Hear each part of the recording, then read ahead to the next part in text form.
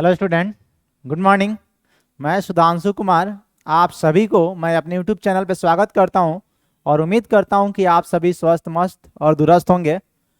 आज हम लोग सेंटर ऑफ मास में पढ़ने वाले हैं कोलिजन इन सेंटर ऑफ मास। की कोलिजन क्या होता है कि हमने रियल लाइफ में भी देखा है कि चलते हुए फिरते हुए मतलब रोड पे हम चलते हैं तो कभी दो साइकिल में कोलिजन हो जाती है, टक्कर हो जाती है, दो ट्रक का टक्कर हो जाता है, एक कार का एक ट्रक से टक्कर हो जाता है, या फिर एक बाइक एक साइकिल से ट्रक कोलिजन हो गया। तो वो रियल लाइफ में वो कोलिजन तो हम लोग देखते ही हैं, लेकिन यहाँ पे हम लोग सेंटर ऑफ मास में कोलिजन जो पढ़ेंगे तो कुछ कंसेप्ट तो वही रहता है, बट थोड़ा यहाँ पे हमें पार्टिकल्स में ज़्यादा इंटरेस्टेड है। पार्टिकल्स के कोलिजन के बारे में हमें देखना है कि कैसे पार्टिकल्स दो आपस में कोलाइड करते हैं, क्यों कोलिजन करते हैं, कोलिजन के लिए क्या कंडीशन होनी चाहिए कोलिजन के लिए, कोलिजन के बाद क्या होता है, कोलिजन से पहले क्या होता है, दोनों के बीच में कोलिजन होने से क्या कुछ एनर्जी का लॉस होता है या फिर दोनों का जो एनर्जी होगा वो सेम होगा आफ्टर कोलिजन और बिफोर कोलिजन। ये सब सारे चीज़ें हम देखने वाले हैं। कोलिजन को थोड़ा सा फील करेंगे हम लोग, ये कोलिजन कैसे हो रहा है और कैसे दो बॉडी आपस में कोलाइड करते हैं तो एक दूसरे को वेलोसिटी को अफेक्ट करते हैं। ये सब चीज़ें हम लोग देखेंगे। तो स्टार्ट करते हैं हम लोग कोलिजन इन सेंटर ऑफ मास में। टॉपिक्स है अपना collision in centre of mass. Centre of मास में हम लोग कोलिजन पढ़ने वाले हैं। कोलिजन इन सेंटर ऑफ मास, यहां पे हम लोग क्या देख रहे हैं कि पहले एक हॉरिजॉन्टल स्मूथ सरफेस अपन लेंगे। एक हॉरिजॉन्टल स्मूथ सरफेस है जहां पे एक ब्लॉक बी है, एक मासलेस स्प्रिंग से कनेक्ट किया हुआ है। मासलेस स्प्रिंग है ये, उसके एक इंड से बी ब्लॉक को कनेक्ट है और ये स्प्रिंग फ्री इंड, एक इंड इसका फ्री है। और ये ब्लॉक आपस में किससे मूव कर रहा है, ये मान लो हमारा ये बॉडी जो है 5 kg का है और इसका स्पीड दिया हुआ है 6 मीटर पर सेकेंड से ये मूव कर रहा है on the horizontal smooth surface. ये एकदम स्मूथ है, चिकना सा है। हम चाहते हैं कि इसका स्पीड फ्रिक्शन की वजह से चेंज ना हो, इसलिए हमने इस सरफेस को क्या कर दिया है, स्मूथ रखा है। एकदम से चिकना सरफेस है, मान के चल रहे क्या है, स्मूथ है। और उस स्मूथ सरफेस के ऊपर ये बी जो ब्लॉक है वो 6 मीटर पर सेकेंड से क्या हो रहा है, मूव कर रहा है। एक दूसरा बॉडी है ए जिसका कोलिजन होने वाला है बी के साथ। ए जो है ये भी अपना मूव कर रहा है 12 मीटर पर सेकेंड से। इसका मास कितना दिया है, 10 kg। 10 kg इसका मास है। दोनों बॉडी को हॉरिजॉन्टल सरफेस पे रखा हुआ है और दोनों का लाइन ऑफ एक्शन जो है वेलोसिटी का वो सेम है। मतलब ये ऐसा नहीं है कि ये किसी और लाइन पे चल रहा है ये किसी और लाइन पे चल रहा है तो कोलिजन होगा ही नहीं। दोनों का लाइन ऑफ वेलोसिटी का जो लाइन है वो सेम ही है, मतलब ये एक ही लाइन पे चल रहा है। तो यहाँ पे दिख रहा है कि जो ये ब्लॉक है ए, इसका स्पीड ज़्यादा है, 12 मीटर पर सेकेंड है, तो इसका कोलिजन होने वाला है बी के साथ। कोलिजन का मतलब हम ऑलरेडी देख चुके हैं कि कोलिजन का मतलब ऐसा नहीं होता है कि दो बॉडी आपस में फिजिकली कोलाइड होना। कोलिजन का मतलब ये हुआ कि मोमेंटम का ट्रांसफर हो जाना। दो बॉडी आपस में फिजिकली कांटेक्ट में कोई जरूरी नहीं है, हो भी सकता है फिजिकली कांटेक्ट और नहीं भी हो सकता है। किसी भी तरीके से अगर एक बॉडी के वजह से दूसरे बॉडी का मोमेंटम में चेंज हुआ और उसके वजह से पहली वाली बॉडी में अगर चेंज हुआ, अगर ए बॉडी के वजह से बी में अगर कोलिजन का बी के ट्रांसफर हुआ, मोमेंटम में चेंज हुआ, और बी के वजह से अगर ए में मोमेंटम का ट्रांसफर अगर हुआ तो बोला जाए कि इन दोनों का कोलिजन हुआ है। बट यहाँ पे ए का स्पीड क्या है, ज़्यादा है, तो एक टाइम आएगा जब ये ब्लॉक धीरे धीरे क्या होगा, मूव करते करते, ये तो स्लो स्पीड है, स्लो इसका स्पीड दे रखा है, इसका वेलोसिटी क्या है 6 मीटर पर सेकेंड कम है, इसका स्पीड ज़्यादा है। तो एक टाइम आएगा जब इन दोनों के बीच का जो डिस्टेंस दिख रहा है, क्योंकि अल्टीमेटली क्या होने वाला है, इसको स्प्रिंग से हम लोग कनेक्ट कर दिए हैं, तो ये जो पॉइंट दिख रहा है, ये वाला ब्लॉक का ये वाला पॉइंट और ये वाला पॉइंट अभी कुछ डिस्टेंस पे दिख रहा होगा, इतना डिस्टेंस है, लेकिन ये डिस्टेंस धीरे धीरे घटेगा। क्यों? क्योंकि हमने ऑलरेडी पढ़ चुके हैं velocity of separation and velocity of approach. ये वाला फिर इंड जो है स्प्रिंग का ये 6 मीटर पर सेकेंड से मूव कर रहा है। क्यों? क्योंकि ये 6 मीटर पर सेकेंड वाले ब्लॉक से कनेक्टेड है, तो इसका भी वेलोसिटी वही होगा जो इस ब्लॉक का वेलोसिटी है। बट यहाँ पे ये ब्लॉक का वेलोसिटी 12 मीटर पर सेकेंड है, तो 12 मीटर पर सेकेंड इसकी स्पीड, इस पॉइंट का स्पीड क्या होगा, इसके बराबर होगा, 12 के बराबर। तो ये तेजी से आ रहा है, जबकि ये वाला इंड क्या है, स्लो मूव कर रहा है। तो एक टाइम आएगा जब इन दोनों के बीच का जो ये डिस्टेंस इतना दिख रहा है वो घट के क्या होगा, 0 होगा। और आफ्टर दैट जब 0 हो जाएगा तो ये ब्लॉक जस्ट इसको क्या करने वाला होगा, इस स्प्रिंग को, इस स्प्रिंग के इस एंड को टच करने वाला होगा। यानी उसके बाद इस स्प्रिंग का स्पीड जैसे कांटेक्ट में आएगा ये ब्लॉक का, तो इस एंड का स्पीड 12 हो जाएगा क्योंकि इसके कांटेक्ट में आ गया, जबकि ये वाला एंड 6 से चल रहा होगा। तो एक स्प्रिंग का दो एंड अलग अलग वेलोसिटी से चल रहा है। अगर ये वाला एंड और ये वाला दो एंड आपस में सेम वेलोसिटी से चलता तो इसका लेंथ जो स्प्रिंग का था, नेचुरल लेंथ, वो बना का बना रहता। लेकिन यहाँ पे क्या होने वाला है, एक कांटेक्ट में आते ही इस एंड का वेलोसिटी चेंज हो जाएगा, 12 मीटर पर सेकेंड आ जाएगा। तो 12 मीटर पर सेकेंड इसका ज़्यादा है, जबकि इस एंड का वेलोसिटी कम है। तो इसमें एक कंप्रेशन होगा, क्योंकि ये तेजी से चल रहा है, ये एंड धीरे धीरे चल रहा है।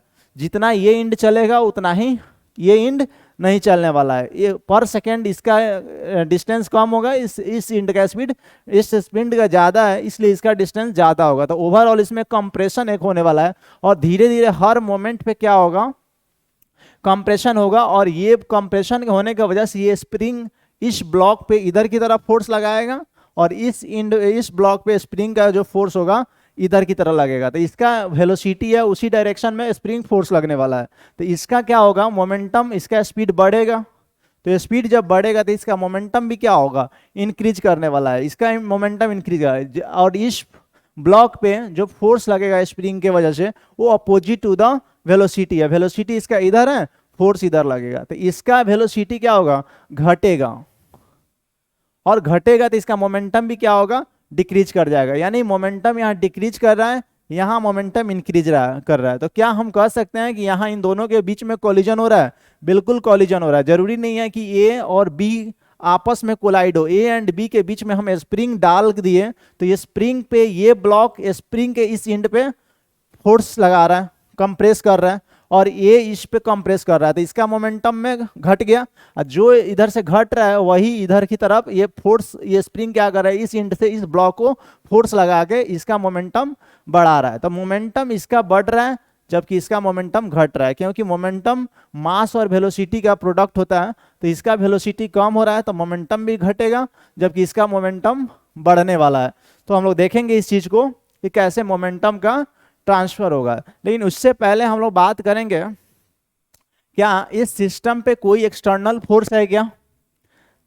हॉरिजॉन्टल डायरेक्शन में, वर्टिकल डायरेक्शन में तो होगा ही, एक इधर की ओर mg, ऊपर की ओर नॉर्मल, इस पे mg नॉर्मल है। लेकिन हॉरिजॉन्टल डायरेक्शन में इस मोशन जिस अलोंग हो रहा है, इस प्लेन के along, there is no external force on the system. इस पे भी कोई फोर्स नहीं है, इस पे भी कोई फोर्स नहीं है।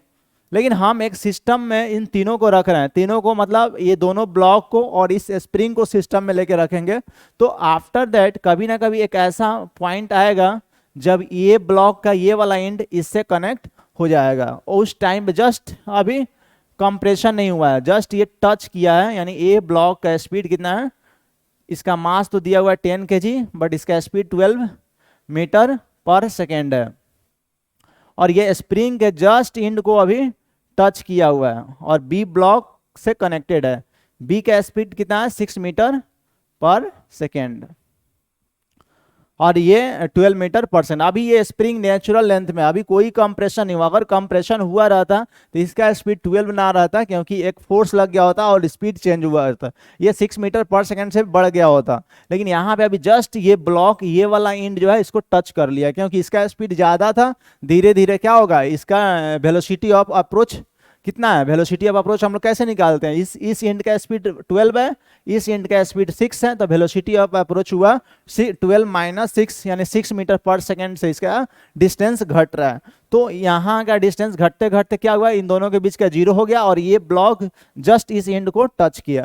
जैसे ये एंड इस ब्लॉक के कांटेक्ट में आया तो इसका स्पीड जो हुआ कितना हो गया, इस एंड का स्पीड 12 मीटर पर सेकेंड हो गया, जबकि इस एंड का स्पीड क्या है, 6 मीटर पर सेकेंड है।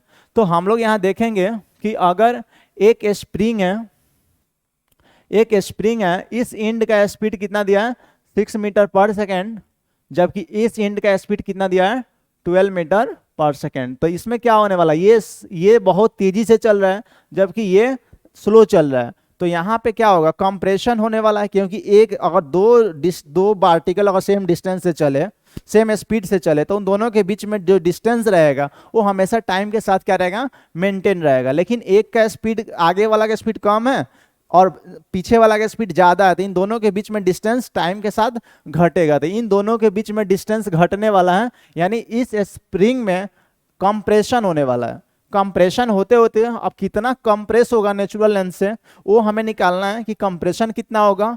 कंप्रेशन के टाइम दोनों का मैक्सिमम जब कंप्रेशन होगा तो इन दोनों का वेलोसिटी क्या होगा, कितना मोमेंटम इसका ट्रांसफर हुआ इधर, क्या जितना मोमेंटम इधर से घटा है क्या उतना ही मोमेंटम इसका बढ़ा होगा। ये सब चीजों पे हम लोग बात करने वाले हैं। फिलहाल अभी हम लोग देखते हैं कि इस सिस्टम पे कोई एक्सटर्नल फोर्स है क्या हॉरिजॉन्टल डायरेक्शन में। There is no external force on the system. System में हम क्या कर रहे हैं, इन तीनों को सिस्टम में ले रहे हैं, दोनों ब्लॉक प्लस स्प्रिंग, इन तीनों को हम लोग क्या कर रहे हैं, सिस्टम में ले रहे हैं। सिस्टम हम तीनों को लेके चल रहे हैं। तो क्या इस सिस्टम पे कोई हॉरिजॉन्टल फोर्स है इस डायरेक्शन में, नहीं। क्यों, क्योंकि स्प्रिंग फोर्स इस पे इधर लगेगा, स्प्रिंग फोर्स इस पे इधर लगेगा, तो ये एक्सटर्नल नहीं है, इंटरनल फोर्स का है, क्योंकि हमने सिस्टम में स्प्रिंग को भी ले रखा है। तो जो भी होगा इसका मोमेंटम का ट्रांसफर एक दूसरे के होगा स्प्रिंग के थ्रू, लेकिन मोमेंटम दोनों का कंजर्व रहेगा। नेट मोमेंटम सिस्टम का क्या कंजर्व रहेगा या बदलेगा।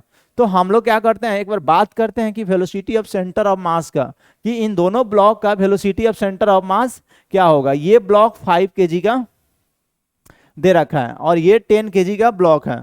तो सेंटर ऑफ मास का वेलोसिटी क्या होगा, वेलोसिटी ऑफ सेंटर ऑफ मास हम लोग कैसे निकालते हैं, इसका मास इंटू इसका वेलोसिटी, यानी 10 × 12 plus 5 × 6 divided by total mass of the system. Total mass इसका 10 + 5। स्प्रिंग भी सिस्टम में है, लेकिन मासलेस स्प्रिंग हम ऑलरेडी बोले हैं, इसका मास निग्लिजिबल है, मासलेस स्प्रिंग है। तो टोटल मास विल बी 10 + 5 15 होगा। तो यहाँ पे total momentum will be 120 + 30 150 divided by 15, यानी वेलोसिटी ऑफ सेंटर ऑफ मास कितना आ गया 10 मीटर पर सेकेंड। अब यहाँ बात करते हैं क्या वेलोसिटी ऑफ सेंटर ऑफ मास बदलने वाला है। वेलोसिटी ऑफ सेंटर ऑफ मास तभी बदलेगा जब एक्सेलरेशन ऑफ सेंटर ऑफ मास हो। इसलिए किसी भी बॉडी में जब तक अगर एक्सेलरेशन 0 है तो उसका वेलोसिटी क्या होगा, कांस्टेंट रहेगा। अगर कोई बॉडी मूव कर रहा है तो उसका स्पीड कांस्टेंट रहेगा, उसी स्पीड से वो हमेशा मूव करते रहेगा। अगर कोई बॉडी रेस्ट में है तो वो रेस्ट में ही रहेगा। अगर एक्सटर्नल फोर्स ही नहीं है तो acceleration of centre of mass क्या होगा, नहीं होगा। तो यहाँ पे हम लोग जानते हैं ऑलरेडी कि एक्सटर्नल फोर्स क्या होता है, external force mass of the system और acceleration of centre of mass. यहाँ एक्सटर्नल फोर्स इस सिस्टम पे तीनों पे इस डायरेक्शन में नहीं है। तो इस डायरेक्शन में अगर एक्सेलरेशन नहीं है, ACM 0 हो गया, तो एक्सटर्नल फोर्स 0 होने से क्या हुआ, mass of the system into acceleration of centre of mass. तो acceleration of centre of mass क्या हो गया, 0 हो गया। Acceleration of centre of mass 0 होते ही हम लोग कह सकते हैं कि velocity of centre of mass क्या रहेगा, कांस्टेंट रहेगा। मतलब सेंटर ऑफ मास का वेलोसिटी कांस्टेंट रहने वाला है, यानी वेलोसिटी ऑफ सेंटर ऑफ मास कितना हो गया 10 मीटर पर सेकेंड। तो ये हमेशा इस दोनों का सेंटर ऑफ मास, ये सिस्टम का सेंटर ऑफ मास क्या होगा, कांस्टेंट रहने वाला है। यानी सिस्टम का सेंटर ऑफ मास अगर कांस्टेंट रहने वाला है तो हम लोग ऑलरेडी जानते हैं क्या कि मोमेंटम क्या होता है। मोमेंटम ऑफ द सिस्टम क्या होता है, सिस्टम का जो मोमेंटम होता है mass of the system and velocity of centre of mass.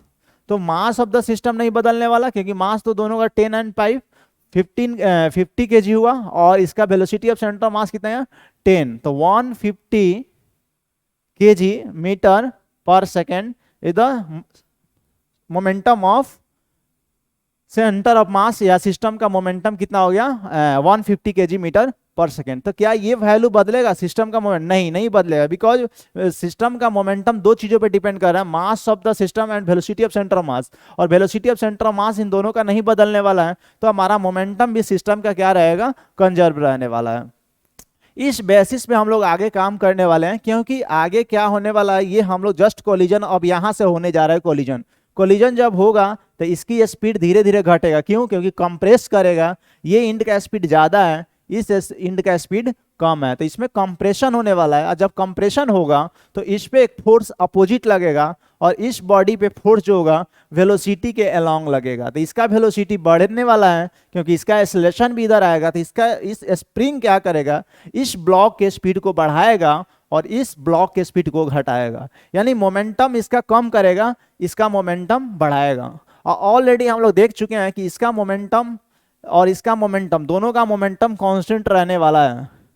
तो यानी मोमेंटम इसका घटा रहा है, इधर बढ़ा रहा है, कांस्टेंट है, तो जितना मोमेंटम इधर घटा रहा होगा उतना ही स्प्रिंग इधर बढ़ा रहा होगा, यानी मोमेंटम एक दूसरे के बॉडी का चेंज हो रहा है। तो यहाँ मोमेंटम का चेंज हो रहा है, इसका मतलब हम बोला जाए कि इन दोनों ब्लॉक के बीच में, ए एंड बी के बीच में क्या कोलिजन हो रहा है? बिल्कुल हो रहा है। क्यों? क्योंकि मोमेंटम का ट्रांसफर हो रहा है, इसका मोमेंटम कम हो रहा है, इसका मोमेंटम बढ़ रहा है, तो मोमेंटम का ट्रांसफर हो रहा है। और स्प्रिंग ने क्या A and B physically collide किया, फिजिकली एक दूसरे को टच किया? नहीं, बट फिर भी मोमेंटम का ट्रांसफर हुआ है, तो ये कोलिजन है। यहाँ पे ऐसा नहीं कि दिमाग में हमारे बैठ जाना चाहिए कोलिजन का मतलब दो बॉडी हमेशा फिजिकली कोलाइड ही करे, फिजिकली एक दूसरे को टच ही करे। यहाँ टच नहीं कर रहा है, ए एंड बी के बीच में कुछ डिस्टेंस बना रह रहा है, लेकिन ये मोमेंटम का ट्रांसफर हो गया ए से बी की तरफ, तो हम लोग बोलेंगे यहाँ बिल्कुल कोलिजन हुआ है, कोलिजन हुआ है। अब देखते हैं कि आगे कोलिजन होते होते क्या हो रहा है। तो हम लोग आगे देखेंगे, हम लोग दो बॉडी यहां पे दिया हुआ था, एक ब्लॉक ए है, दूसरी ब्लॉक बी है। इसको हॉरिजॉन्टल सरफेस पे हम लोग ऑलरेडी रख चुके हैं। बी का मास कितना था? 5 kg, जबकि ए का मास कितना था? 10 kg। और इसका स्पीड इनिशियली 12 मीटर पर सेकेंड और इसका स्पीड क्या है? 6 मीटर पर सेकेंड। तो सिस्टम का मोमेंटम कितना आया है? Momentum of the system 150 kg metre पर सेकेंड, जो कांस्टेंट रहने वाला है।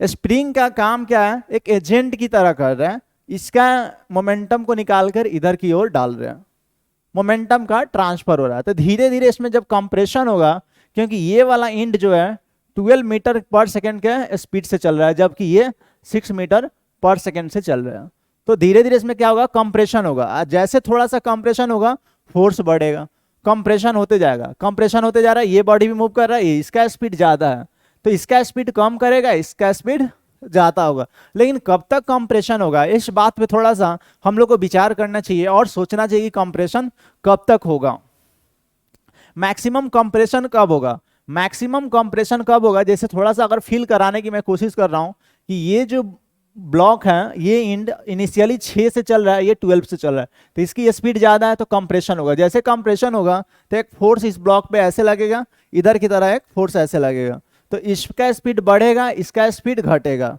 तो हाँ, जब तक इस इंड का स्पीड क्या होगा, ये इंड मान के हम चलते हैं स्प्रिंग का, बी वाला जो इंड है और ए वाला इंड है, इनिशियली इसका स्पीड क्या है, हम मान के एक टेबल बना के चलते हैं कि स्पीड ऑफ वी ए और स्पीड ऑफ वी बी ये है। तो वी ए क्या है? इनिशियली 12 है और इसका स्पीड क्या है? वी बी का 6 मीटर पर सेकेंड है, ए का और 6 का। अब धीरे धीरे क्या होगा, इसका स्पीड बढ़ेगा, इसका स्पीड घटेगा। तो मान लो इसका स्पीड घट के 11 हुआ और इसका स्पीड घट के कितना, बढ़ के कितना हुआ? 8 हो गया। तो अभी भी क्या हो रहा होगा, अब कुछ ये पहले चल रहा था कितना से? 12 से, अब क्या आ रहा है? पहले 6 से। जब ये 12 था तो ये 6 था। हम लोग एग्जैक्ट निकाल भी सकते हैं कि अगर ये 11 होगा तो 11 होगा तो क्या होगा? 10 इंटू 11 बराबर इसका वेलोसिटी क्या होना चाहिए? 5 इंटू वी कर देते हैं, मोमेंटम दोनों का सेम होने वाला है फाइनली। तो 11 into 10 into 11 plus 5 into v momentum हुआ और ये इक्वल होना चाहिए 150 के। तो कितना हो गया? 5 इंटू वी विल बी, इसमें से इधर माइनस कर लेंगे तो 150 बराबर माइनस 110, तो 5 वी विल बी कितना आया? 40 और वी विल बी 8 मीटर पर सेकेंड, यानी इसका 11 होगा तो ये कितना होगा? 8 मीटर पर सेकेंड। अगर ये घट के अगर 10 हुआ तो ये क्या होगा, बढ़ के ये 10 हो जाएगा। तो जब ये दोनों इंड का वेलोसिटी, ये जब तक ये इंड का वेलोसिटी ज्यादा होगा और ये वाला स्पीड धीरे धीरे चल रहा होगा, ये वाला इंड, तो उन दोनों के बीच में क्या हो रहा होगा, कंप्रेशन ही तो हो रहा होगा। क्योंकि अगर ये दो पार्टिकल्स है और ये पार्टिकल्स का स्पीड कम है, इस पार्टिकल का स्पीड ज्यादा है, तो जितना देर तक ये स्पीड ज्यादा इसका रहेगा, इसका स्पीड कम रहेगा, उतना देर तक इन दोनों के बीच का डिस्टेंस घटेगा। क्यों? क्योंकि ये ज्यादा कम चलेगा, ये ज्यादा ये चलेगा, तो इन दोनों के बीच का डिस्टेंस क्या होगा, टाइम के साथ घटेगा। लेकिन कब तक घटेगा, मान लो इसकी स्पीड दोनों का सेम हो गया, इसकी स्पीड बढ़ रहा है और इसकी स्पीड घट रहा है, लेकिन जब तक इसका स्पीड ज्यादा रहेगा, इसका स्पीड कम रहेगा, तो ये कम चलेगा 1 सेकेंड में, जबकि ये ज्यादा चलेगा। तो ओवरऑल इन दोनों के बीच का डिस्टेंस क्या होगा, घटेगा। लेकिन जब इसका स्पीड घट रहा है, इसका स्पीड बढ़ रहा है, और दोनों का स्पीड जब बराबर हो जाएगा, उसके बाद उन दोनों के बीच में वो मैक्सिमम जो इतना घटना था वो घट गया। अब वो डिस्टेंस फिक्स रहने वाला है, क्योंकि दोनों का स्पीड क्या हो गया, सेम हो गया।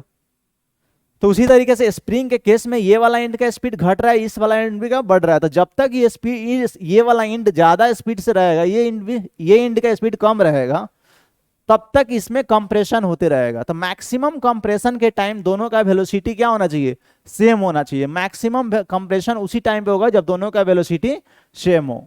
तो हम लोग क्या निकाल सकते हैं क्या, कि मैक्सिमम कंप्रेशन जब होगा तो बताइए वेलोसिटी क्या होगा।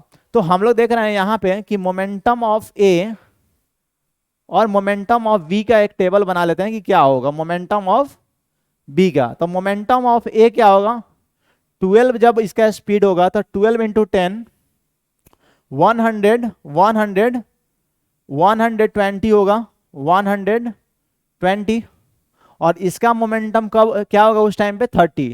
तो टोटल मोमेंटम 120 प्लस 30, 150। जब इसका स्पीड घट के 11 हुआ तो 110 इसका मोमेंटम होगा, और इधर क्या कितना होगा, इसका स्पीड उस समय 8 हो जाएगा। तो कितना हो जाएगा, 5 इंटू 8, 40 मीटर, 40 kg मीटर पर सेकेंड। जब इसका स्पीड 10 हो गया तो 10 इंटू 10, 100 kg मीटर पर सेकेंड, और इसका मोमेंटम उस समय 10 हो गया तो 5 इंटू 10, 50 kg मीटर पर सेकेंड। यानी यहाँ पे 120 तो 30, यहाँ 120 से 110 हुआ, 10 का डिक्रीज हुआ इसमें मोमेंटम, यहाँ पे 30 से बढ़ के 40 हो गया, यानी जितना इधर घटा उतना बढ़ गया। फिर 110 से 100 हुआ, इधर 40 से बढ़ के 50 हुआ, यानी मोमेंटम इधर से जितना घट रहा है उतना ही बढ़ रहा है। ये काम कौन कर रहा है, स्प्रिंग काम कर रहा है। स्प्रिंग एक एजेंट की तरह काम कर रहा है कि इसका मोमेंटम घटा रहा है, इसका मोमेंटम को बढ़ा रहा है स्प्रिंग।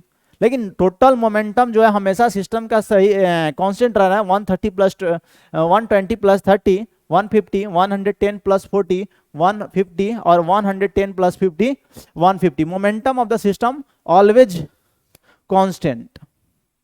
एक का मोमेंटम घट बढ़ रहा है लेकिन सिस्टम का मोमेंटम हमेशा कंजर्व रहा है। तब पूछा जाए कि मैक्सिमम कोलिजन हो रहा है कि नहीं, हर इंस्टेंट पे कोलिजन हो रहा है। यहाँ ऐसा नहीं है कि 12 से डायरेक्ट 100 हो गया, यहाँ धीरे धीरे क्या हो रहा है, इसका स्पीड घट रहा है। हर एक इंस्टेंट पे कोलिजन हो रहा है, कुछ टाइम तक हो रहा है कोलिजन, हर इंस्टेंस पे कुछ ना कुछ मोमेंटम का ट्रांसफर हो रहा है। इसका घट रहा है तो इसका बढ़ रहा है, लेकिन जितना इधर घटेगा उतना ही इसको बढ़ना पड़ेगा। मोमेंटम को कंजर्व रहने देना है, तो जितना घटेगा उतना ही बढ़ेगा। तो मोमेंटम का ट्रांसफर ऐसे हो रहा है स्प्रिंग के थ्रू। मैक्सिमम कंप्रेशन पे दोनों का स्पीड क्या होगा, सेम। तो हम बोल सकते हैं कि मैक्सिमम कंप्रेशन कब होगा, जब दोनों का स्पीड क्या हो, सेम हो जाए। तो निकालते हैं अपन कि दोनों का मैक्सिमम कंप्रेशन के समय दोनों का स्पीड क्या होगा। तो यहाँ पे हम लोग डायग्राम बना सकते हैं कि मान लेते हैं कि हमारा A and B maximum compression हो गया। मैक्सिमम कंप्रेशन हो गया तो दोनों का स्पीड क्या हुआ होगा, सेम हुआ होगा। 6 से बढ़ के v हो गया, और ये 12 से घट के इसका v स्पीड क्या हो गया, v हो गया। इसका 10 kg का है। तो इन सिस्टम का मोमेंटम हर इंस्टेंट पे सेम होने वाला है। तो इस इंस्टेंट पे सिस्टम का मोमेंटम क्या होगा, तो 10 into v plus 5 into v, और ये किसके इक्वल होना चाहिए, इनिशियल मोमेंटम के बराबर। तो इनिशियल मोमेंटम सिस्टम का कितना था, 150 था, तो 150 कर दो। तो ये कितना हो गया, 15v divided into 15v is equal to 150, तो 150 से 150 को काट दो 10, तो v विल बी 10 मीटर पर सेकेंड। यानी जो velocity of centre of mass का था, velocity of centre of mass इन दोनों का 10 ही आया था, और वही 10 इन दोनों का स्पीड भी आ गया। यानी हम बोल सकते हैं कि जब मैक्सिमम कंप्रेशन होगा तो दोनों ब्लॉक का स्पीड क्या होगा, जो velocity of centre of mass का स्पीड होगा वही मैक्सिमम कंप्रेशन के समय उन दोनों का स्पीड होगा, दोनों का सेम होगा। इस इंस्टेंट पे क्या हो रहा होगा कि दोनों सेम स्पीड से चल रहा होगा। लेकिन इस पे फोर्स पूछा जाए कि फोर्स क्या होगा, फोर्स जीरो होगा क्या? नहीं, फोर्स क्या हो रहा होगा, धीरे धीरे जब ये कंप्रेस हो रहा होगा तो फोर्स स्प्रिंग में जनरेट हो रहा होगा, इस बॉडी पे भी फोर्स लग रहा होगा, इस पे भी फोर्स लग रहा होगा। तो शुरू में फोर्स कम था, लेकिन जैसे जैसे कंप्रेशन बढ़ते गया फोर्स भी इस पे भी बढ़ रहा है, इस पे भी बढ़ रहा है, तो फोर्स इस पे बढ़ते गया, इस पे इधर की ओर फोर्स बढ़ते गया। तो इस दोनों पे मैक्सिमम फोर्स पूछा जाए, इसी सिचुएशन पे लगेगा, इसी इंस्टेंस पे लगेगा जब दोनों का वेलोसिटी सेम है, तो मैक्सिमम कंप्रेशन होगा और दोनों पे मैक्सिमम फोर्स भी लग रहा होगा। तो बोला जाए कि क्या अब इसी स्पीड से चलेगा क्या, कि स्पीड अभी भी चेंज होगा इन दोनों का? नहीं, इस पे अभी भी फोर्स इधर लग रहा है, इस पे फोर्स अपोजिट लग रहा है, मैक्सिमम फोर्स लग रहा है, सॉरी। तो इसका स्पीड अभी भी बढ़ने वाला है, अभी भी इसका स्पीड घटने वाला है। तो आफ्टर दैट इसके बाद क्या होने वाला, मैक्सिमम हम लोग क्या किए, मैक्सिमम कंप्रेशन के समय वेलोसिटी हम लोग निकाल दिए 10 मीटर पर सेकेंड। इस इंस्टेंट पे हम लोग बात करते हैं कि अगर हम लोग देखा जाए तो स्प्रिंग का काम कैसा हो रहा है, स्प्रिंग कैसे काम कर रहा है, स्प्रिंग कैसे मोमेंटम को ट्रांसफर कर रहा है, उस चीज को हम लोग थोड़ा समझते हैं। कि जैसे मान लेते हैं कि हमारा सिचुएशन कुछ ऐसा था कि ये ब्लॉक ए के पास स्पीड कितना था, 12 मीटर पर सेकेंड था, और इसका स्पीड क्या था, सॉरी स्पीड 12 था, और उसका मास कितना था, 10 मीटर पर सेकेंड, सॉरी 10 केजी, मास 10 केजी था। और ये स्प्रिंग से जाकर कोलाइड हुआ और इन दोनों के बीच में मोमेंटम का ट्रांसफर होने वाला है ये बी ब्लॉक में। इसका स्पीड उस टाइम पे 6 मीटर पर सेकेंड था और ये 5 केजी का ये ब्लॉक था। तो हम लोग ए ब्लॉक के पास देखा जाए तो क्या क्या है, इसका मास है, वेलोसिटी है, तो मास इंटू वेलोसिटी अगर करेंगे तो एक टर्म आएगा momentum, mass into velocity. Momentum initially इसके पास कितना है, 120 केजी मीटर पर सेकेंड, और इसका इनिशियल मोमेंटम कितना है, 6 इंटू 5 30 केजी मीटर पर सेकेंड। इनिशियल मोमेंटम इसके पास कम है, इसका मोमेंटम ज्यादा है। फाइनली क्या होने वाला है कि मोमेंटम का ट्रांसफर होने वाला है। इसके पास काइनेटिक एनर्जी भी है, क्योंकि स्पीड है, मास है, तो काइनेटिक एनर्जी होगा। इसके पास भी काइनेटिक एनर्जी है, बट स्प्रिंग के पास अभी सिर्फ एनर्जी जो होगा, मोमेंटम भी नहीं होगा, क्योंकि स्प्रिंग का मासलेस है, इसका मास जीरो है, कोई मास नहीं है, मोमेंटम भी जीरो और काइनेटिक एनर्जी भी जीरो होगा।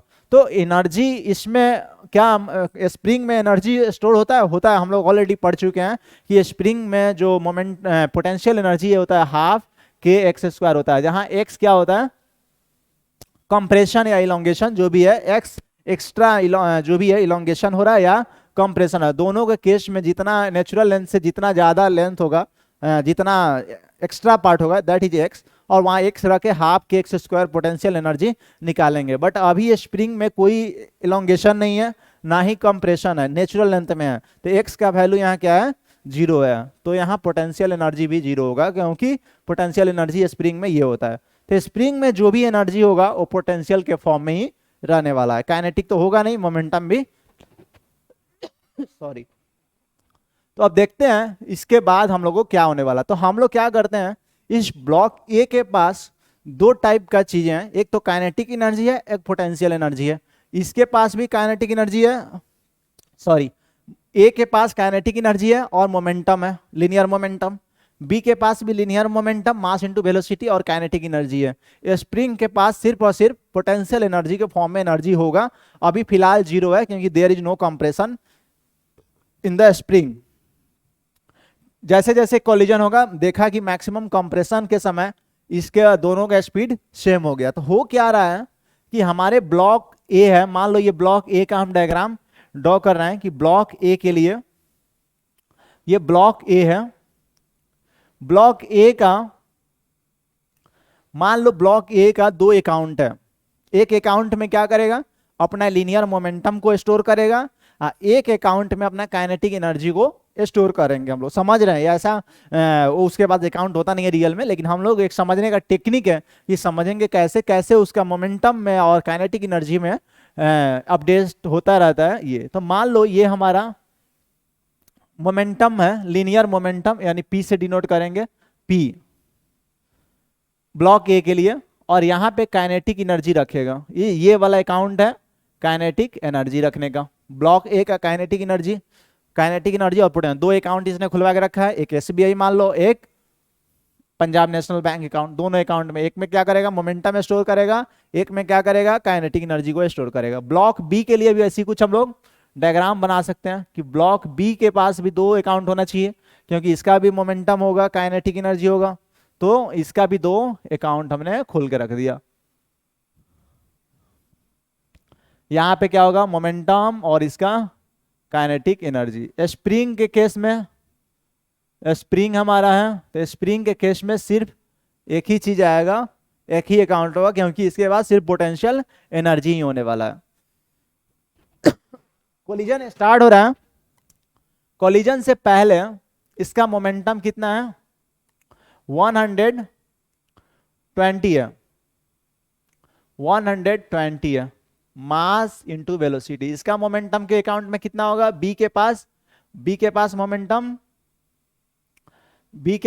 मोमेंटम, उसका मास इंटू वेलोसिटी 30। इसका काइनेटिक एनर्जी क्या होगा, तो के ए निकाल देते हैं, के ए का वैल्यू इधर निकाल सकते हैं अपन, के half mass of A 10 into v square 144, ये कट गया 272, 720 जूल। तो इनिशियली इसके अकाउंट में, काइनेटिक एनर्जी के अकाउंट में कितना एनर्जी होगा, 720 जूल, 720 जूल। बी के अकाउंट में इनिशियली काइनेटिक एनर्जी क्या होगा, तो बी का हम लोग काइनेटिक एनर्जी यहां निकाल सकते हैं। बी का kinetic energy will be half mass of B 5 into v square 36। तो कितना हो रहा है, 36 को ये क्या करो 80, 18 पचे 90, यानी 90 जूल। यानी बी का काइनेटिक एनर्जी में कितना होगा, 90 जूल एनर्जी रहने वाला है। इसका मोमेंटम कितना है, 30। स्प्रिंग में पोटेंशियल एनर्जी होगा, potential energy will be half के एक्स स्क्वायर। अभी कोलिजन जस्ट होने जा रहा है, ये डेटा अपन के पास है कि ए के पास लिनियर मोमेंटम कितना है, काइनेटिक एनर्जी कितना है, और यहाँ बी के पास भी मोमेंटम है, कुछ काइनेटिक एनर्जी है, और स्प्रिंग में सिर्फ और सिर्फ पोटेंशियल एनर्जी ही होगा। लेकिन फिलहाल अभी पोटेंशियल एनर्जी 0 है, क्योंकि नेचुरल लेंथ में देयर इज नो कंप्रेशन और इलोंगेशन। अब इसका स्पीड ज्यादा होने की वजह से धीरे धीरे क्या होगा, इसमें एक कंप्रेशन आएगा। कंप्रेशन होगा तो इसमें फोर्स इधर लग रहा है, इसमें फोर्स इधर लग रहा है, तो इसकी स्पीड को चेंज होगा, इसका स्पीड बढ़ेगा घटेगा, हम लोग ये सब देख लिया। तो मैक्सिमम कंप्रेशन के टाइम पूछा जाए क्या दोनों का मोमेंटम क्या होगा, कंजर्व रहेगा, काइनेटिक एनर्जी दोनों का कंजर्व रहेगा कि नहीं रहेगा। तो मैक्सिमम कंप्रेशन कब होगा, जब हम लोग देखें कि मैक्सिमम कंप्रेशन के समय क्या हुआ था। मैक्सिमम कंप्रेशन होने के टाइम हमारा, मैक्सिमम कंप्रेशन के टाइम दोनों का स्पीड निकल के आया था, ए का भी स्पीड कितना आया, 10 मीटर पर सेकेंड, और ये स्प्रिंग क्या हुआ होगा, एकदम कंप्रेस हो गया होगा, और ये बी का भी स्पीड क्या आया, 10 मीटर पर सेकेंड। और यहाँ मैक्सिमम फोर्स लग रहा होगा इधर की तरफ, इस पॉइंट पे एफ स्प्रिंग फोर्स लग रहा होगा, इधर की तरह स्प्रिंग फोर्स लग रहा होगा।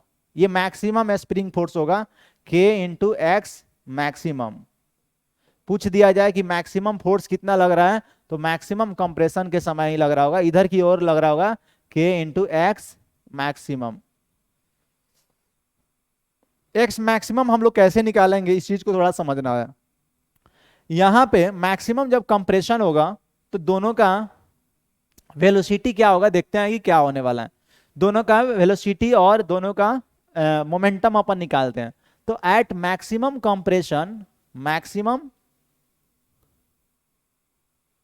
कंप्रेशन, मैक्सिमम कंप्रेशन के टाइम, मैक्सिमम कंप्रेशन के टाइम क्या हुआ होगा, इसका स्पीड तो निकल गया 10 मीटर पर सेकेंड, तो मोमेंटम ऑफ पी ए कितना होगा मैक्सिमम कंप्रेशन के समय, इसका मास 10 और इसका वेलोसिटी भी 10 है, तो 10 इंटू 10 यानी 100 kg मीटर पर सेकेंड। और पीबी क्या होगा, मोमेंटम ऑफ पीबी इस टाइम पे, तो उसका भी मास कितना दिया हुआ है 5 kg और उसका स्पीड कितना है 10, तो इसका 50 kg मीटर पर सेकेंड, यहाँ 100 होगा 100 kg मीटर पर सेकेंड। तो इसकी मोमेंटम क्या हुआ, घटा, 120 से कितना हो गया 100 हो गया, जबकि इसका 30 से कितना हो गया 50 हो गया, यानी यहाँ पे जितना घटा है उतना ही इसका मोमेंटम बढ़ा है। और ये काम किसका है, स्प्रिंग का काम है। स्प्रिंग का काम मोमेंटम का ट्रांसफर होना, इससे स्पीड घटा के इसका स्पीड बढ़ा रहा है, तो इसका मोमेंटम कम करके उसी रेशियो में क्या कर रहा है, इसका स्पीड को बढ़ा रहा है, मतलब उसी जितना घटाया उतना ही मोमेंटम इधर बढ़ा दिया, तो 20 घटा इधर 20 बढ़ गया, तो मोमेंटम कैसा हुआ। क्या काइनेटिक एनर्जी भी ऐसी होगा, काइनेटिक एनर्जी भी जितना इधर निकाला उतना ही बी को काइनेटिक एनर्जी देगा, कि ऐसा कुछ और होगा, काइनेटिक एनर्जी नहीं होगा ऐसे। क्यों, क्योंकि इसका मोमेंटम तो जीरो है, ये तो अपने पास मोमेंटम इसका रख ही नहीं रहा है, क्योंकि इसका मोमेंटम जीरो है, मास ही नहीं, तो जितना मोमेंटम इधर से चुरा ला है, चोरों की तरह, मतलब एजेंट है ये, बेसिकली चोर तो कहना नहीं चाहिए, एजेंट की तरह इधर से इसके अकाउंट से निकाल के इसके अकाउंट में जितना इधर से निकाल रहा है मोमेंटम उतना ही ऐड कर रहा है, तो 120 से 100 हो गया, यानी 20 मोमेंटम इधर से निकाला और 20 इधर ऐड कर दिया। तो मोमेंटम हमेशा सिस्टम का इन दोनों बॉक्स का जो सम होगा वो सेम होने वाला है, ऑलवेज सेम होगा। यानी यहाँ पे इसको हम लोग पीए बोल दें और यहाँ पीबी बोल दें, तो पीए प्लस पीबी ऑलवेज क्या होने वाला है, सिस्टम का मोमेंटम हमेशा 150 kg मीटर पर सेकेंड आने वाला है, हमेशा कंजर्व रहेगा कॉलिजन में। लेकिन काइनेटिक एनर्जी क्या होगा, काइनेटिक एनर्जी क्या हो, या कंजर्व होगा या कुछ अलग होगा। काइनेटिक एनर्जी, काइनेटिक एनर्जी अगर बात किया जाए कि काइनेटिक एनर्जी ऑफ ए क्या होगा, तो काइनेटिक एनर्जी ऑफ, यहाँ पे हम लोग निकाल सकते हैं कि काइनेटिक एनर्जी निकालना है कि ए का at maximum compression, maximum compression पे काइनेटिक एनर्जी क्या होगा, तो 1/2 और मास ऑफ ए, मास ऑफ ए कितना है 10 kg, तो 10 और मैक्सिमम कंप्रेशन पे स्पीड क्या है 10 का स्क्वायर 100, तो 2 से 5 यानी 500 जूल एनर्जी आ गया के का, मतलब इसका काइनेटिक एनर्जी 720 से क्या हो गया 500 हो गया। और काइनेटिक एनर्जी ऑफ बी पूछा जाए कितना होगा, काइनेटिक एनर्जी ऑफ बी, तो हाफ मैक्सिमम कंप्रेशन पे इसका मास तो वही रहेगा, वेलोसिटी क्या हो गया 10 का स्क्वायर 100, तो कितना हो गया 2 से 50 कट जाएगा, यानी 250 जूल, यानी जो पहले 90 था वो अब हो गया 250 जूल। काइनेटिक एनर्जी क्या कंजर्व है, दोनों का काइनेटिक एनर्जी इनिशियली जितना था उतना ही फाइनली है। तो अगर देखा जाए तो काइनेटिक एनर्जी इनिशियली क्या था, यहाँ पे काइनेटिक एनर्जी इनिशियली अगर दोनों का ऐड करें तो पहले कितना था 720 प्लस 90, पहले के रन, तो 720 प्लस 90 810 जूल एनर्जी था। काइनेटिक एनर्जी फाइनली कितना हो गया, काइनेटिक एनर्जी फाइनली ब्लॉक का क्या हो गया, तो दोनों बॉक्स को ऐड कर दो अपडेटेड वैल्यू को, तो यहाँ 500 हो गया, यहाँ 250 हो गया, 500 प्लस 250 कितना होगा 750 जूल काइनेटिक एनर्जी हो गया दोनों का।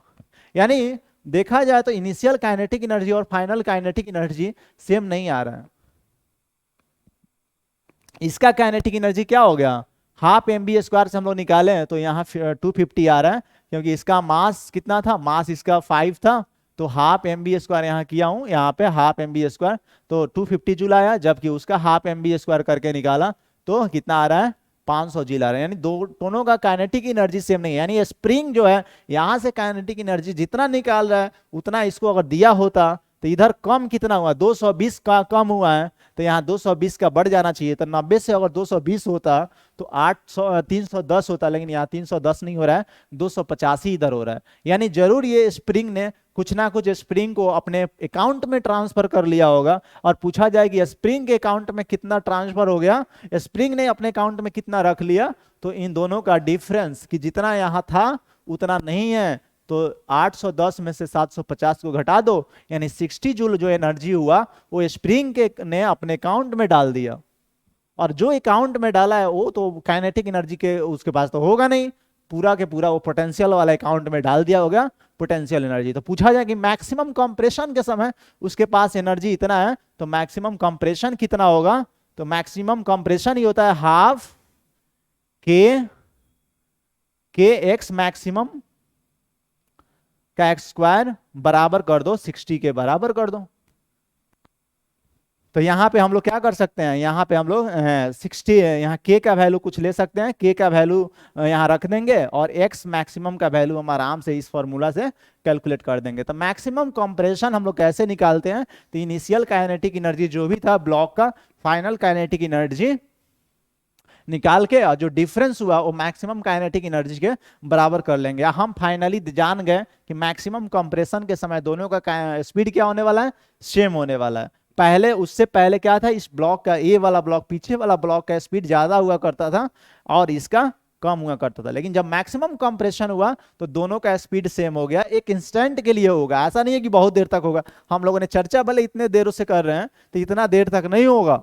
फिलहाल हम लोग एक पार्ट को खत्म किए, ये वेलोसिटी अप्रोच हो रहा था इससे पहले तक कि इसका अभी भी कॉलिजन होना बाकी, अभी पूरा कंप्लीट कॉलिजन नहीं होने वाला है, होने हुआ नहीं है। अभी इसका स्पीड और बढ़ेगा क्योंकि मैक्सिमम फोर्स इस पे लग रहा है।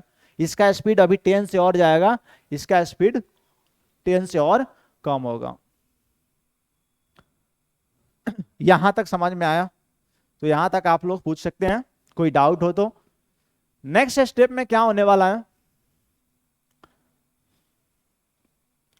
यहां मैक्सिमम कंप्रेशन के समय हम लोगों ने क्या किया, स्पीड निकाल दिया कि इसका स्पीड 10 मीटर पर सेकंड आया, इसका मास 10 केजी है। मैक्सिमम कंप्रेशन भी कुछ ना कुछ हुआ था, वो भी हो गया। यहां कितना आया, 5 केजी था और इसका भी स्पीड 10 मीटर पर सेकंड था। इसको बी ब्लॉक हम लोग नादिम दिए थे। अब क्या होगा, अब क्या हो रहा होगा, क्योंकि इस पे मैक्सिमम फोर्स अभी लग रहा होगा स्प्रिंग फोर्स, और इधर की तरह एक ब्लॉक पे स्प्रिंग फोर्स इधर लग रहा होगा। अभी भी इसका स्पीड घटने वाला है, 10 से और घटेगा और इसका स्पीड 10 से और बढ़ेगा। एक तो एक कोलिजन हुआ, पूछा जाए यहां तक कौन सा कोलिजन हुआ था, तो इसी कोलिजन को हम लोग नाम देंगे आगे चल के perfectly in elastic collision. Perfectly in elastic collision के समय दोनों पार्टिकल सेम स्पीड से चलते हैं। तो यहां तक तो शुरुआत में क्या था, इसका स्पीड ज्यादा इसका स्पीड कम, कोलिजन हुआ, एक इंस्टेंट पे दोनों का स्पीड कम हो गया। तो यहां तक हम बोल सकते थे कि परफेक्टली इन इलास्टिक कोलिजन हुआ है। और परफेक्टली इन इलास्टिक कोलिजन में दोनों ब्लॉक का क्या एनर्जी कंजर्व था? नहीं, वहां पे काइनेटिक एनर्जी इनिशियली कुछ और आया था, फाइनली कुछ और आया था। 60 जूल एनर्जी का लॉस हुआ था और वो लॉस किस फॉर्म में गया था, डिफॉर्मेशन एनर्जी भी बोलते हैं वो, मैक्सिमम वो पोटेंशियल डिफॉर्मेशन पोटेंशियल एनर्जी भी बोलते हैं उसको। ये डिफॉर्मेशन स्प्रिंग के डिफॉर्म कर दिया था, स्प्रिंग को क्या कर दिया, कंप्रेस कर दिया, और इस स्प्रिंग में 60 जूल एनर्जी कंजर्व्ड है। अब धीरे धीरे क्या होगा, अब इसके बाद की कहानी थोड़ा सा और इंटरेस्टिंग है, देखेंगे तो आगे क्या होने वाला है। आगे अगर देखा जाए तो इसका स्पीड घटेगा, सॉरी इसका स्पीड बढ़ेगा, इसका स्पीड कम होगा। इस इंस्टेंस पे दोनों का स्पीड सेम है, यानी यहाँ पे डिस्टेंस मेंटेन था, मैक्सिमम कंप्रेशन। अब डिस्टेंस ना घट रहा था ना बढ़ रहा था, लेकिन आगे अब इस एंड का स्पीड अभी भी बढ़ेगा और इस एंड का स्पीड क्या होगा, घटेगा। यानी स्प्रिंग जो मैक्सिमम कंप्रेशन के टाइम था वो धीरे धीरे रिलैक्स पोजीशन में आना शुरू होगा, यानी धीरे धीरे वो अपने नेचुरल लेंथ की तरह गेन करेगा, यानी इसका लेंथ अब बढ़ेगा। लेंथ बढ़ते बढ़ते बढ़ते मान लेते हैं, तब तक तो क्या हो रहा होगा, अभी स्प्रिंग इसी से कनेक्टेड था, इसका स्पीड धीरे धीरे बढ़ेगा। क्यों बढ़ेगा, क्योंकि बी का स्पीड ज्यादा होने वाला है, इसका स्पीड कम होने वाला है। तो इसका स्पीड कम होगा, तो अगर स्प्रिंग का हमने अभी अभी समझा कि अगर इस एंड का स्पीड ज्यादा है, ए का स्पीड ज्यादा है, इसका स्पीड कम है, तो कंप्रेशन होगा। हम लोग लिख सकते हैं ए एंड बी है, कहीं टेबल बना के लिख सकते हैं इस तरीके से। अगर मान लेते हैं वी ए क्या होगा, v A greater than v B होगा, तो क्या होगा, कंप्रेशन होगा। यहां मान लिया ये वी ए है, यहां इसका स्पीड क्या है, वी बी है, दोनों का डायरेक्शन सेम है, हम वी ए सेम है, v A greater than v B, तो कंप्रेशन होगा स्प्रिंग में। अगर वी ए बराबर वी बी हुआ तो मैक्सिमम कंप्रेशन हुआ होगा, वहां मैक्सिमम कंप्रेशन हुआ होगा। अगर v A less than v B हुआ तो अब क्या होगा, धीरे धीरे क्या होगा, रिलैक्स पोजीशन में आएगा। कंप्रेशन से क्या होगा, कंप्रेशन से नेचुरल लेंथ में जाना, नेचुरल लेंथ की तरफ बढ़ेगा यहां। तो इसकी स्पीड क्या होगा, अब बढ़ना शुरू होगा, इसका स्पीड अभी भी घट रहा होगा। तो क्या हो रहा होगा, ये ब्लॉक और ये ब्लॉक के बीच में जो मैक्सिमम कंप्रेशन हुआ था, उन दोनों के बीच में डिस्टेंस बढ़ना शुरू होगा।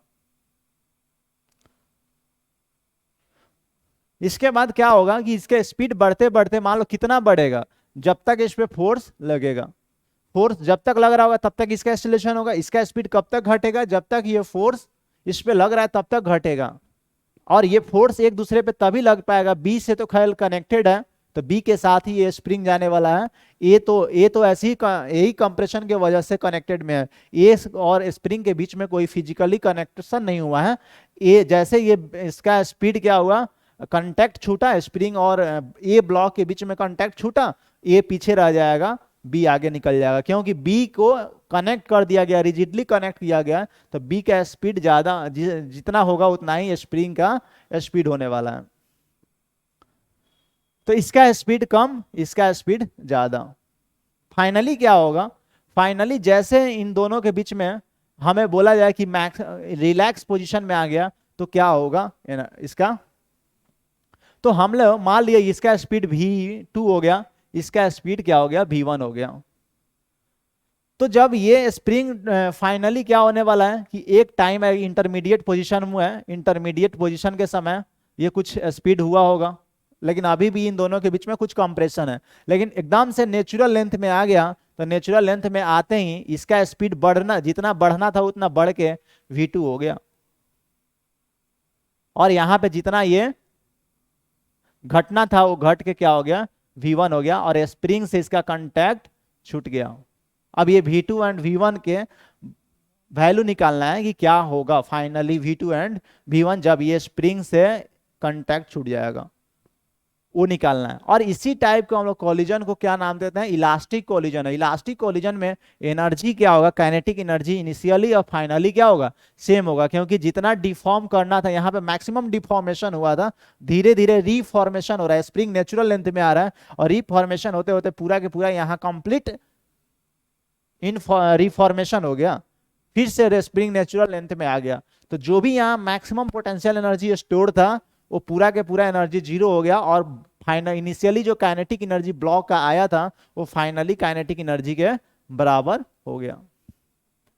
तो यहां पे पूछा जाए कि बताइए कि क्या v2 एंड v1 का वैल्यू हमें निकालना है, v2 एंड v1 क्या होगा। तो कैसे हम लोग निकालेंगे v2 एंड v1 का, देखते हैं एक बार। इसका मास 10 kg दिया था और इसका मास 5 kg दिया गया था। दो इक्वेशन हमें चाहिए, क्योंकि v1 एंड v2 दो वेरिएबल है, तो कम से कम हमें दो इक्वेशन चाहिए। तो एक तो इक्वेशन हम लिख सकते हैं मोमेंटम कंजर्वेशन से, कि इसका मोमेंटम 10 इंटू v1 है, तो 10 v1 plus 5 into v2 will be equal to 150 आया था, मोमेंटम आया था। सिस्टम का टोटल मोमेंटम इनिशियली कितना था, 150। तो ये हर इंस्टेंट पे अप्लीकेबल है, हर इंस्टेंट पे अप्लीकेबल होगा कि सिस्टम का जो नेट मोमेंटम होगा वो हमेशा कंजर्व रहेगा। तो 10 into v1 plus 5 into v2 होगा। तो इसका हम लोग इक्वेशन निकालेंगे, 2v1 plus v2 will be equal to कितना, 5 से डिवाइड कर दिया तो 5 3 जा 0, यानी 2v1 plus v2 will be 30। दूसरा इक्वेशन कहां से आएगा, अब इसी कोलिजन को, जिस कोलिजन में initial kinetic energy will B final kinetic energy होगा, तो इसी कोलिजन को हम लोग नाम देते हैं परफेक्टली इलास्टिक कोलिजन। यानी जितना डिफॉर्मेशन में एनर्जी गया था 60 जूल, मैक्सिमम कंप्रेशन के समय 60 जूल एनर्जी का गया था डिफॉर्मेशन के फॉर्म में, जो पोटेंशियल एनर्जी ऑफ स्प्रिंग था वो पूरा के पूरा एनर्जी क्या होगा, रिकवर हो जाएगा, फिर से उसको काइनेटिक एनर्जी में मिल जाएगा। तो दो टाइप से हम लोग बना सकते हैं, इसका हाफ m1 v1 का square plus half m2v2 square, वो करके हम लोग एक और इक्वेशन v1 एंड v2 में निकाल सकते हैं, लेकिन वो थोड़ा सा बहुत टफ हो जाएगा। हम लोग कोएफिशिएंट ऑफ रिस्टिट्यूशन का बात करते हैं कि कोएफिशिएंट ऑफ रिस्टिट्यूशन क्या होता है। कोएफिशिएंट ऑफ रिस्टिट्यूशन हम लोग जैसे पढ़ लेंगे फिर से इस यहाँ पे आके, और इस क्वेश्चन को हम लोग सॉल्व करके फाइनल स्पीड निकाल सकते हैं ब्लॉक ए एंड बी का। तो कोएफिशिएंट ऑफ रिस्टिट्यूशन क्या होता है वो थोड़ा सा हम लोग समझते हैं कि कोएफिशिएंट ऑफ रिस्टिट्यूशन क्या होता है। Coefficient of restitution, coefficient of restitution, इसको हम लोग जनरली ई से डिनोट करते हैं। ये बेसिकली क्या है, इट इज द रेशियो है। ये क्या है, रेशियो ऑफ, ये रेशियो है। Coefficient of restitution is the ratio है। और किस चीज का रेशियो है तो देखते हैं यहाँ, velocity of separation, velocity of separation, short में इसको हम लोग क्या लिखे थे, VOS। ऑलरेडी ये सब चीजें हम लोग पढ़ लिए हैं, कोई नया नहीं है। पहला ही लेक्चर में हम लोगों ने पढ़ाया था, कोलिजन जब स्टार्ट किया था तो मैं डिटेल में बात किया था कि वेलोसिटी ऑफ सेपरेशन क्या होता है एंड वेलोसिटी ऑफ अप्रोच क्या होता है, divided by velocity of approach, velocity of approach. हमेशा कॉन्सेप्ट ये सब चीजें हैं। क्वेश्चन सॉल्विंग करते समय वेलोसिटी ऑफ सेपरेशन जो देखेंगे आफ्टर कोलिजन देखेंगे, और वेलोसिटी ऑफ अप्रोच कब देखेंगे, जब बिफोर द कोलिजन, अभी कोलिजन नहीं हुआ है तब, कि दोनों ब्लॉक आपस में वो किस, उनके बीच का जो डिस्टेंस था वो किस रेट से घट रहा था, that is called velocity of approach. और जब फाइनली पूरा के पूरा कोलिजन हो गया तो उन दोनों के स्पीड बढ़ रहा है, तो किस रेट से स्पीड उसका बढ़ रहा है, उन दोनों के बीच का डिस्टेंस किस रेट से बढ़ रहा है, that is called velocity of separation. इसी को हम लोग क्या बोलते हैं, कोएफिशिएंट ऑफ रिस्टिट्यूशन। ये दो चीजों का रेशियो है। अगर बात किया जाए ई के बारे में तो ई का डायमेंशन लेस है, यूनिट लेस है, ये यूनिट लेस क्वांटिटी है, यूनिट लेस है, कोई इसका डायमेंशन नहीं, क्योंकि सेम चीज का रेशियो है इसको। यहाँ पे तीन चीजें का कोलिजन, बेसिकली तीन टाइप का होगा कोलिजन। एक में हम लोग क्या बोलते हैं, perfectly elastic collision, perfectly elastic collision. Perfectly elastic collision क्या है, परफेक्टली इलास्टिक कोलिजन वैसा कोलिजन होता है जिसमें कोई भी एनर्जी का लॉस नहीं होगा। जो इनिशियल काइनेटिक एनर्जी का सिस्टम का था वो फाइनली क्या होगा, काइनेटिक एनर्जी सिस्टम को फिर से मिल जाएगा। यानी यहाँ पे देखा कि ये स्प्रिंग के साथ कोलिजन हो रहा है तो इनिशियली काइनेटिक एनर्जी जो था बीच में थोड़ा एनर्जी लॉस हुआ था, बट फाइनली जब पूरा कोलिजन हो गया, कोलिजन पूरा कंप्लीट नहीं हुआ, उस टाइम पे इंटरमीडिएट पोजीशन था, फाइनल कोलिजन जब हुआ तो फिर से पूरा के पूरा पोटेंशियल एनर्जी उस ब्लॉक के काइनेटिक एनर्जी में चला जाएगा। तो ये परफेक्टली इलास्टिक कोलिजन में there is no loss of kinetic energy, पूरा के पूरा मिल जाएगा। तो इसका ई क्या होता है, परफेक्टली इलास्टिक कोलिजन में E1 होता है। दूसरा टाइप का कोलिजन होता है in elastic collision, in elastic collision, in elastic collision. ये क्या है इन इलास्टिक कोलिजन, इसमें टोटल इनिशियल काइनेटिक एनर्जी था उसका कुछ फ्रैक्शन पोटेंशियल में रह ही जाता है। फाइनल कोलिजन होने के बाद भी पूरा के पूरा काइनेटिक एनर्जी नहीं मिलता है, कुछ डिफॉर्मेशन के फॉर्म में, डिफॉर्म पोटेंशियल एनर्जी उसका नाम देते हैं, उसमें हमारा पूरा के पूरा शेप एंड साइज फिर से क्या होता है, स्प्रिंग जैसे हम लोग देखा था कि इस केस में कि स्प्रिंग फिर से अपना नेचुरल लेंथ, साइज और शेप दोनों के दोनों रीगेन कर लिया था, इसलिए इसके पास कोई भी एनर्जी पोटेंशियल के फॉर्म में नहीं है। वही स्प्रिंग थोड़ा सा पहले नेचुरल लेंथ में था, उतना ना होके उसमें थोड़ा सा साइज उसका बढ़ जाता, कंप्रेस कर देता या इलोंगेट कर देता, तो थोड़ा बहुत एनर्जी इसके बीच में फंस के रह जाता। पूरा एनर्जी जो था इनिशियली काइनेटिक एनर्जी जो ब्लॉक का था वो फाइनली नहीं मिल पाता, तो वहां कुछ एनर्जी रह जाता। परफेक्टली इनइलास्टिक कोलिजन भी कुछ वैसे ही है। इनइलास्टिक कोलिजन में क्या होने वाला है, kinetic energy of initially final के बराबर नहीं होगा, कुछ एनर्जी क्या होगा उसमें पोटेंशियल के फॉर्म में रह जाएगा, फंस जाएगा। यानी यहाँ पे ई का जो वैल्यू होगा वो लेस देन 1 और ग्रेटर देन 0 होगा। तीसरे टाइप का कोलिजन होता है,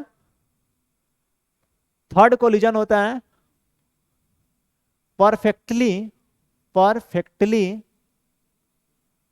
इनइलास्टिक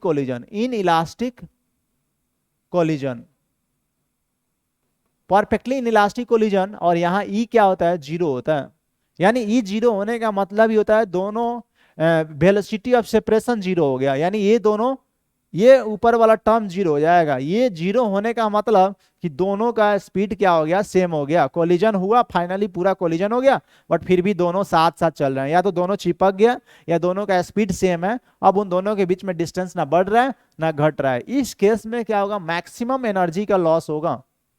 मतलब यहाँ पे काइनेटिक एनर्जी थोड़ा कम लॉस होगा, बट यहाँ पे सबसे ज्यादा लॉस परफेक्टली क्या होगा, परफेक्टली इनइलास्टिक कोलिजन में होता है। और इसके लिए ई क्या होता है, जीरो के लिए होता है। तीन टाइप के मेनली कोलिजन होते हैं, perfectly elastic collision, inelastic collision और परफेक्टली इनइलास्टिक कोलिजन।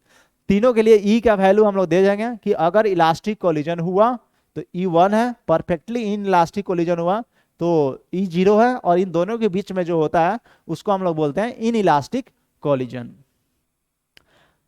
आते हैं इस क्वेश्चन को समझते हैं कि ये कैसे हम लोग करें। यहाँ पे क्या है, हम समझ गए हैं कि ये फाइनली क्या हो गया, पूरा के पूरा पोटेंशियल एनर्जी इस ब्लॉक को काइनेटिक के फॉर्म में मिल गया है, यानी पूरा एनर्जी रिकवर कर लिया है पार्टिकल्स, दोनों बॉडी, दोनों का काइनेटिक एनर्जी मिला के जो इनिशियली था वो फाइनली हो जाएगा। तो ये कौन सा कोलिजन है, इलास्टिक कोलिजन है। तो इलास्टिक कोलिजन है तो इसके लिए ई क्या होने वाला है, ई 1 के बराबर होगा।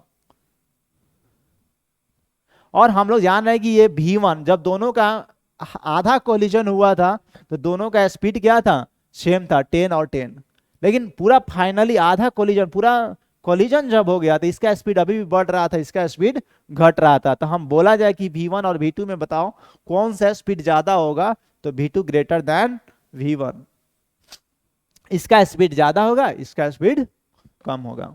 तो दो पार्टिकल का स्पीड अगर मान के चलते हैं, ये 10 मीटर पर सेकंड से चल रहा है और आगे वाला 20 मीटर पर सेकंड से चल रहा है, तो इन दोनों के बीच में स्पीड घटेगा, डिस्टेंस घटेगा कि बढ़ेगा, घटेगा कि बढ़ेगा, बढ़ेगा। क्यों, क्योंकि आगे वाला का स्पीड ज्यादा है, इसका स्पीड कम है। आगे वाला ज्यादा चल रहा है हर एक सेकंड में, जबकि ये कम चल रहा है। तो दोनों के बीच में सेपरेशन होते जा रहा है। तो वेलोसिटी ऑफ सेपरेशन हमेशा क्या देखेंगे, कोलिजन के बाद देखेंगे, क्योंकि कोलिजन यहाँ पे हो गया, अब इसका स्पीड ज्यादा हो गया है, इसका स्पीड कम हो गया। कोलिजन से पहले इसकी स्पीड ज्यादा था, क्योंकि हमें कोलिजन कराना था दोनों पार्टिकल्स को, दोनों बॉडी को क्या कराना था, कोलिजन का। अगर इसकी स्पीड कम हो गया होता, इसका स्पीड ज्यादा रहता इनिशियली, तो कोलिजन होता ही नहीं। लेकिन इसका स्पीड हमने ज्यादा रखा था 12, जबकि इसका 6।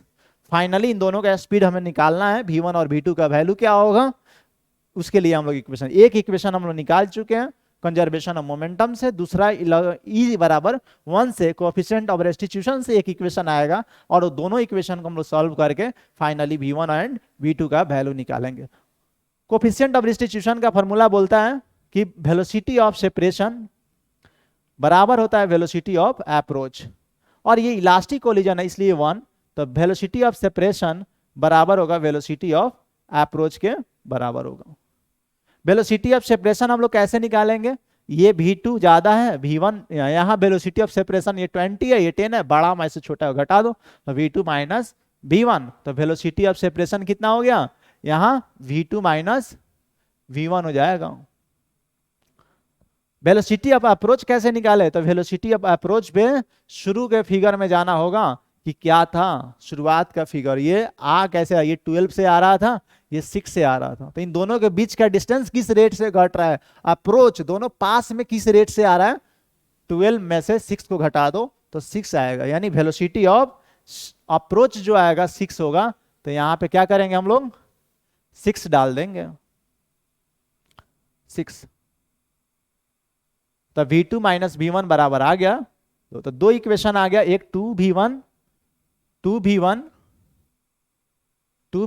Plus V2 is equal to 2V1 plus V2 will be 30 and velocity of approach जो था यानी V2 माइनस V1, एक इक्वेशन आ गया आपका 6। दो इक्वेशन को हम लोग क्या करेंगे, सॉल्व कर लेंगे। यहां पे क्या था, ये दो ब्लॉक जो बनाए थे A और ये स्मूथ सरफेस पे रखा हुआ था, और यहाँ पे एक बी है जो स्प्रिंग से कनेक्टेड था, और बी का स्पीड कितना दिया था 6 मीटर पर सेकेंड, और ये क्या था 12 मीटर पर सेकेंड। इसका स्पीड कितना दे रहा था 10 kg, जबकि इसका कितना था 5 kg। After collision, after collision, after collision, after collision, यहां पे ये स्प्रिंग वाला ब्लॉक का स्पीड क्या हो गया, मान लो ये बी है, इसका स्पीड v2 हो गया, और ये तो अब पीछे रह जाएगा, लेकिन इसका स्पीड अब ना घटेगा ना बढ़ेगा, क्योंकि there is no external force. जब तक एक्सटर्नल फोर्स था तब घटा, अब दोनों का स्पीड कांस्टेंट रहेगा, नहीं जाने वाला, पूरा के पूरा कोलिजन हो गया यहाँ। तो ये आफ्टर कोलिजन, यहाँ वेलोसिटी ऑफ सेपरेशन पूछा जाए क्या होगा, तो इसका स्पीड ज्यादा है, इसका स्पीड कम है, तो v2 माइनस v1। यहाँ वेलोसिटी ऑफ अप्रोच क्या होगा, दोनों एक दूसरे के बीच का डिस्टेंस किस रेट से घट रहा है, तो आगे वाला 6 से जा रहा है, पीछे वाला 12 से, तो इन दोनों का वेलोसिटी ऑफ अप्रोच क्या होगा, बड़ा माइनस छोटा, ये 6 मीटर पर सेकेंड। और E बराबर 1 होता है, हम लोग ऑलरेडी पढ़ चुके हैं, E क्या होता है, परफेक्टली इलास्टिक कोलिजन, E बराबर 1, यानी वेलोसिटी ऑफ सेपरेशन बराबर वेलोसिटी ऑफ अप्रोच। तो ये इक्वेशन वही आया कि velocity of separation v2 minus v1 बराबर हो गया वेलोसिटी ऑफ अप्रोच के, तो 6 के बराबर कर दिया। दो इक्वेशन, दो वेरिएबल सॉल्व कर सकते हैं इन दोनों को। दोनों को अगर हम लोग सॉल्व करने जाएंगे तो क्या होगा, यहाँ v2 से ये v1 और 2v1 है, तो हम लोग क्या करते हैं 2 से मल्टीप्लाई कर देते हैं इसमें, तो 2 तो ये क्या हो गया 2 से मल्टीप्लाई हो जाएगा। अब इसको जोड़ेंगे तो 2v1 से 2v1 कट जाएगा, 2v2 और v2 3v2 हो जाएगा, बराबर इक्वल टू 12 और ये 30 यानी 42 हो गया। तो v2 विल भी कितना आ गया 14 मीटर पर सेकेंड, यानी 14 मीटर पर सेकेंड v2 हो गया। और v1 का वैल्यू पूछा जाए क्या होगा, तो v1 विल भी इस इक्वेशन में आप डाल दो, तो v2 को उधर ले जाएंगे तो 30 माइनस क्या हो जाएगा 30 माइनस 40 डिवाइडेड बाई 2 से डिवाइड कर देंगे, तो ये कितना हो गया 16/2 बराबर 8 मीटर पर सेकेंड। तो v1 हो गया 8 मीटर पर सेकेंड, यानी इसका आफ्टर कोलिजन होने के बाद इसका स्पीड 8 मीटर पर सेकेंड, जबकि इसका कोलिजन होने के बाद इसका स्पीड क्या हो गया 14 मीटर पर सेकेंड, इसका स्पीड बढ़ गया। तो देखा कि मोमेंटम का ट्रांसफर कैसे हो गया। मोमेंटम का अगर बात किया जाए, ये क्या मोमेंटम इनिशियली क्या था, इनिशियली मोमेंटम इसका कितना था 120, काइनेटिक एनर्जी इसका क्या आया था हाफ mv² आया था, यानी यहां से हाफ mv² करेंगे तो 720 आया था, शायद 720 जूल। फाइनली क्या हुआ इसका बी ब्लॉक का मोमेंटम, बी का मोमेंटम ये कैसे हुआ इसका, अब इनिशियली क्या हो गया ए का मोमेंटम हो गया 8 × 10 80, और काइनेटिक एनर्जी अगर निकालने जाए तो हाफ mv² करेंगे तो हाफ mv², तो इसका कितना होगा मास, तो हाफ mv² करेंगे तो 10 5 और v² 64 × 5 कर देंगे, तो जो भी आएगा वो हो जाएगा। यानी काइनेटिक एनर्जी मोमेंटम इसका कम हो गया, पहले इसका मोमेंटम ज्यादा था तो इसका मोमेंटम कम हो गया।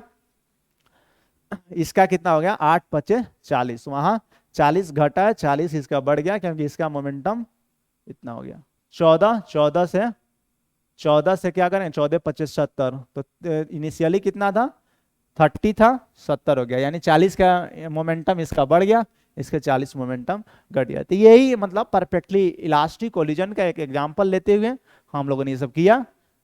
यहाँ आगे हम अगले क्लास में और आगे देखेंगे हम लोग कि क्या पढ़ेंगे, नहीं तीनों टाइप्स का कोलिजन को, अभी तो परफेक्टली इलास्टिक कोलिजन हुआ, परफेक्टली इलास्टिक का भी करेंगे, फिर उसके बाद इन इलास्टिक कोलिजन करेंगे, और आप फाइनली इस पे मिक्स क्वेश्चन करके अच्छे क्वेश्चन जो भी क्वेश्चन बनते हैं उसमें हम लोग क्वेश्चन करेंगे, प्रैक्टिस करेंगे, ताकि चीजें और क्लियर हो और बढ़िया हो। तब तक के लिए हम ये रहने देते हैं, इस पे देखिए कि इसमें क्या समझ में नहीं आया, कमेंट करिए, पूछिए, ताकि हम लोग आपको फिर से सपोर्ट करें। Thank you so much.